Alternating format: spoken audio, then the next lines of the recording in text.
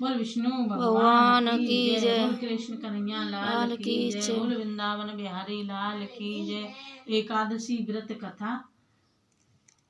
चैत्र कृष्ण पाप मोचनी एकादशी व्रत कथा।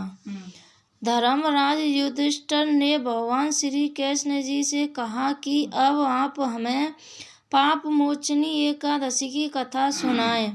भगवान बोले, यह एकादशी 8 सिद्ध 9 निधि को प्रदान करती है। एक समय की बात है कि कुबेर के बाग में च्यवन ऋषि के पुत्र मेधावी ऋषि बड़ी कठोर तप साधना में लगे थे। तब इंद्र ने सोचा कि यदि मेधावी की तपस्या सफल हो गई तो मेरा इंद्रासन छीनकर इंद्रलोक के राजा बन जाएंगे। इसलिए उनकी तपस्या भंग करने के लिए विघ्न डालना चाहिए। यह सोचकर इंद्र ने कामदेव और मंजू चौसा अप्सरा को हुक्म दिया कि मेधावी ऋषि की तपस्या भंग करो। हुक्म होते ही दोनों ने अपना काम शुरू कर दिया। कामदेव ने अपने काम के तीर चलाने आरंभ किए और अप्सरा ने मधुरता से नाचना आरंभ कर दिया। समाधि टूटने पर मेधावी ने एक सुंदरी को नाचते हुए देखा। वे उसके रूप व लावण्य से मोहित होकर एकटक उसकी तरफ देखते लगे। कामदेव के वशीभूत हो दूसरे की स्त्री में आसक्त होने के कारण मेधावी ऋषि की तपस्या नष्ट हो गई।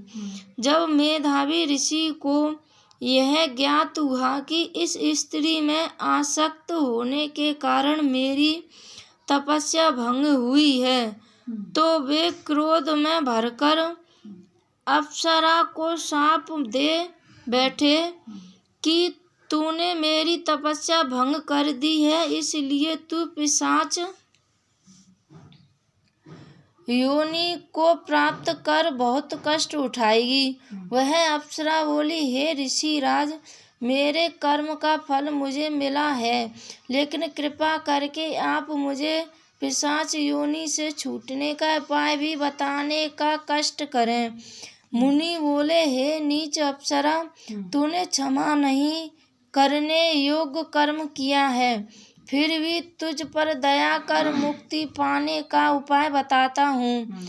तू चैत्र मास की एकादशी का व्रत विधि विधान पूर्वक कर, जिससे तेरा पाप नष्ट होकर तू पिशाच योनि से छूट जाएगी और फिर अप्सरा बनकर इंद्रलोक में विचरण कर सकेगी।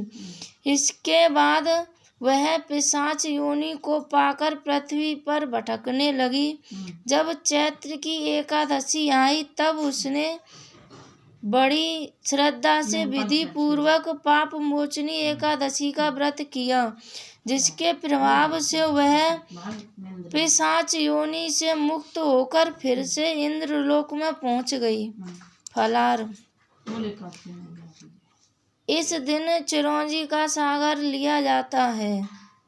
बोले एकादशी मैया की जय, भगवान की जय।